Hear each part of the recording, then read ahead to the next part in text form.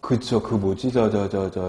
욕실 같은 데다가 타일 붙이고서는 하얗게 그 타일과 타일 사이에 이렇게 바르는 것들, 이런 것들도 다 실란트로 볼 수가 있습니다. 퍼티 같은 것들도 같은 기능을 하는 반고체 상태의 물질에다가 적용을 하고 나면 때 딱딱하게 굳어가지고 뭔가 접착이라든지 충진, 채울 수 있는 그런 기능을 하는 것들을 이야기를 하는 거고요. 가장 흔한 게 벽지, 바닥재, 친환경 벽지나 친환경 바닥재 이런 것들을 사용하면은 안 나오겠지만 조금 저가라든지 수입산이라든지 이런 것들은 많이 나오는 것들이 있으니까 그런 것들을 주의해야 되겠다라는 것들입니다. 그 밖의 것들이 쭉 있는데 다 뭐 달달아 외우실 필요까지는 없는 것들이니까 이런 것들이 있다 정도 아시면 될 것 같고, 그 다음에 이제 특히 레지오넬라라고 하는 감염병이 있는데 이게 균 이름이고요.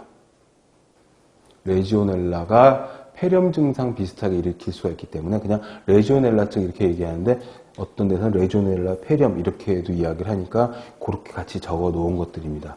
요게 이제 물과 관련이 있어서 요 균이 물에서 많이 살고 있는데 가장 문제가 크게 됐었던 게 뭐냐 하면 우리 학원의 강의실에도 적용이 되어 있지만 천정형 냉 온풍기 같은 것들이 있잖아요. 근데 이런 것들이 있는 건물의 옥상에는 큰 버섯같이 생긴 냉각탑들이 있거든요. 그 냉각탑은 뜨거운 공기와 차가운 공기 같은 것들을 교환을 해주고 그 공기의 필터 역할들을 하고 하기 때문에 물이 항상 흐르고 있거든요.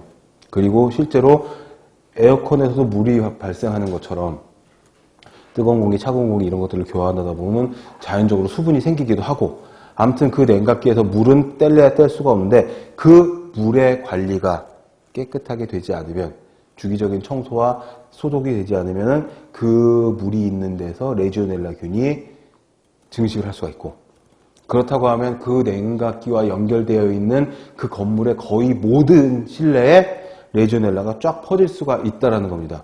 균이 공급이 되는 거죠. 냉온풍기들을 통해서. 그래서 예전에 크게 문제가 된 적이 있었고, 그 감염 경로, 임상 증상, 예방 대책 같은 것들이 쭉 나와 있는데, 방금 말씀드렸다시피 그런 냉각기, 냉온풍기, 천정형 중앙 집중식 캐리어형이라고 이야기를 하는데, 뒤에서 집합소 위상에서 나옵니다.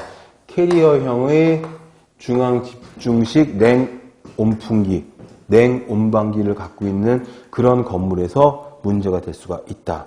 특히 여름철에 초여름에서 여름까지가 가장 큰 피해를 입을 수가 있다라고 되어 있으니까 레지오넬라 정도 기억을 해두시고, 어떤 경로로 어느 계절에 가장 많이 걸릴 수 있는지 그 정도만 요약을 해주시면 될 것 같습니다. 273페이지는.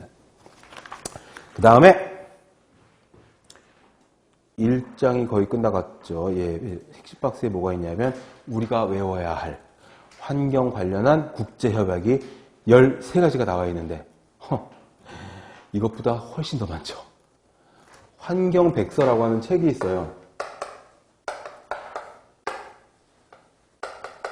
환경부에서 1년에 한 번씩 만들어내는 책인데 팔아요. 교보나 영품 같은 데서 팔기도 하고 거의 590몇 페이지, 한 600페이지 넘어가는 것 같은데 매년 조금씩 늘어나고 있는데 두꺼운 책을 파는데 살 수도 있고